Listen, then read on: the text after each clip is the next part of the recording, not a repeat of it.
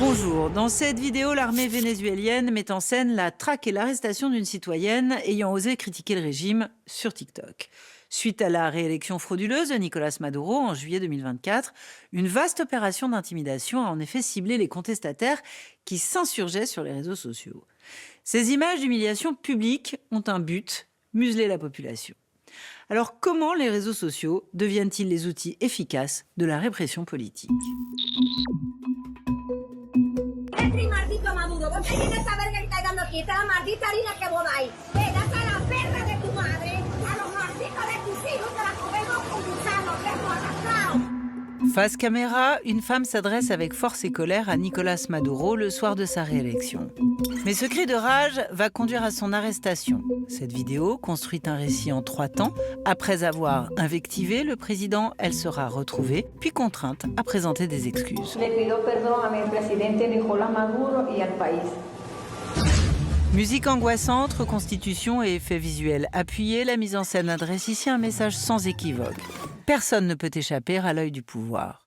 Postée sur Instagram, cette vidéo émane d'une source on ne peut plus officielle. Une division locale de la Garde nationale bolivarienne appelée GNB. Ce corps militaire puissant, chargé du maintien de l'ordre, est aussi le bras armé du président Nicolás Maduro. Dès le lendemain des élections, des manifestants à travers tout le pays dénoncent une victoire volée.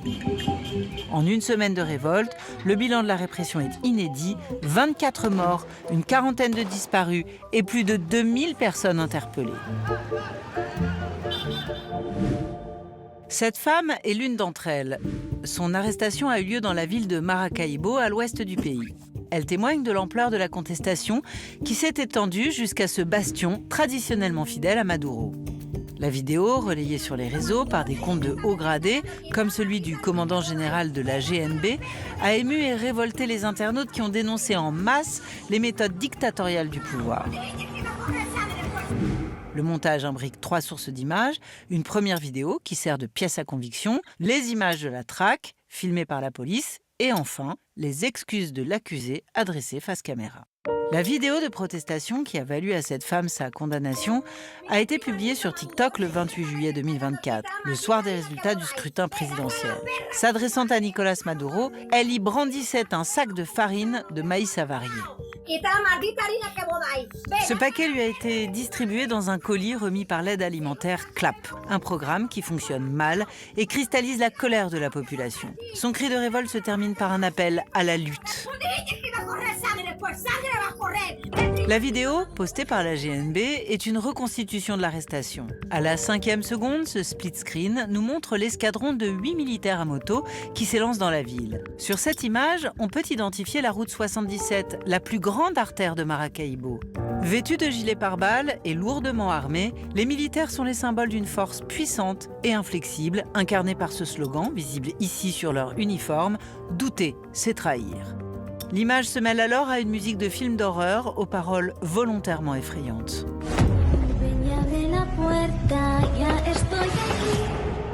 La mise en scène va jusqu'à reconstituer la vision du Judas d'une porte avec un objectif fish-eye, un effet qui place le spectateur dans le rôle de l'accusé. Ce geste n'est pas anodin.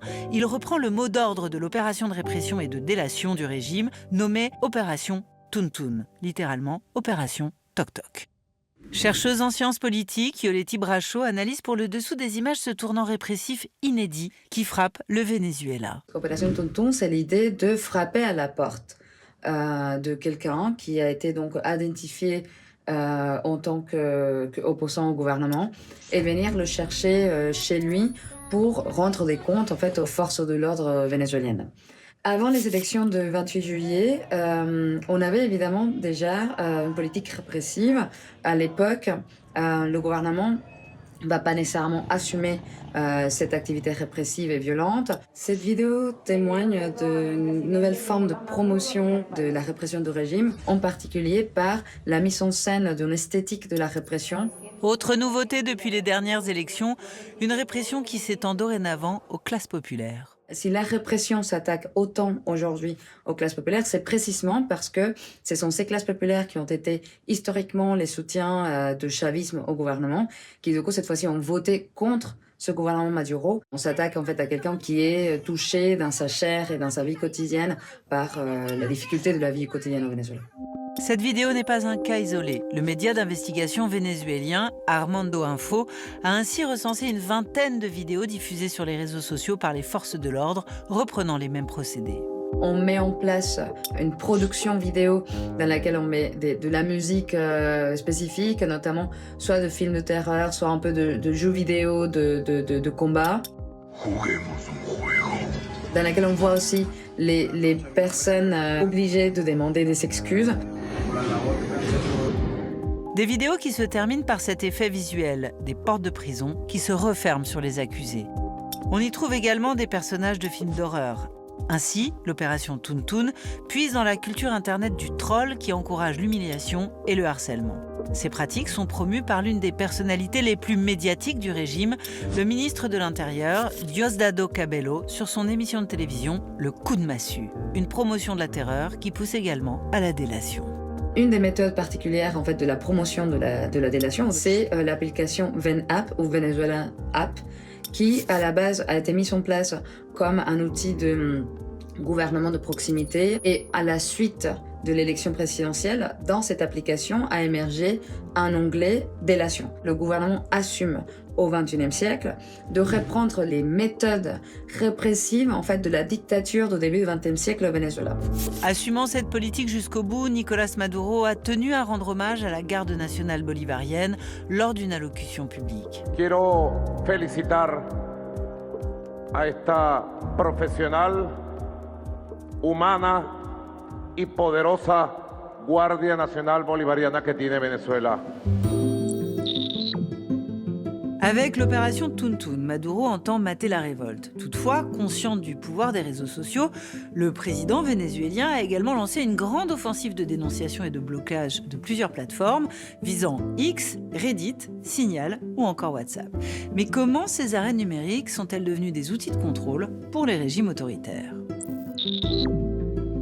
Cette vidéo, elle est assez surprenante parce que même si dans les pays autoritaires, on a l'habitude qu'en période de contestation, de manifestation, les réseaux sociaux soient surveillés, c'est beaucoup plus rare que des pouvoirs autoritaires se mettent en scène sur les réseaux sociaux et mettent en scène la répression des opposants.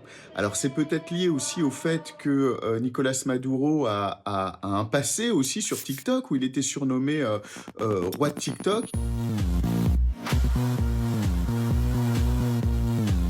Dès les débuts de l'Internet grand public, en fait, les outils numériques ont été utilisés par des manifestants pour se coordonner, pour produire des informations alternatives. Donc ça existe depuis les débuts, depuis les années 90.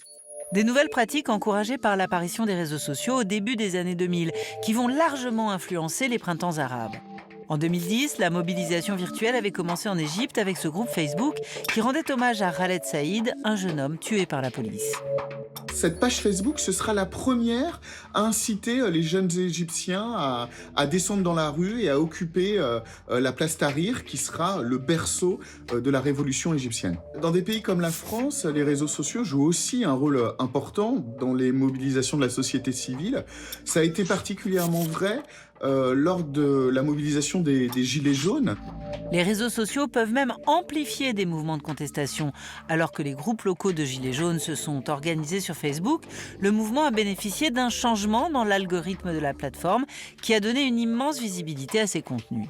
Les réseaux sociaux sont des outils au service des citoyens pour se mobiliser, mais ils sont aussi des outils au service des États pour censurer les mobilisations. Le cas de l'Iran, il est intéressant à ce titre parce que les réseaux sociaux ont aussi été utilisés pour repérer des opposants, pour aller les arrêter. C'est la Russie et la Chine, eux, sont passés à un stade supérieur, si je puis dire, qui est non pas de chercher à censurer des sites ou à les bloquer, mais à créer leur propre Internet nationaux qui ne sont pas connectés au réseau Internet sur le plan international et qui fonctionnent en vase clos pour pouvoir justement être beaucoup plus facilement contrôlés. Et si on crée des intranets nationaux, eh bien on ruine ce pouvoir politique qu'a apporté Internet aux populations civiles partout dans le monde.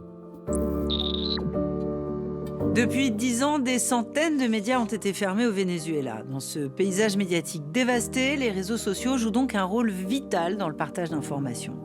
Pour contourner la censure, continuer à informer et protéger leur identité, des journalistes vénézuéliens ont même eu recours à l'intelligence artificielle et se sont créés 2 avatars virtuels.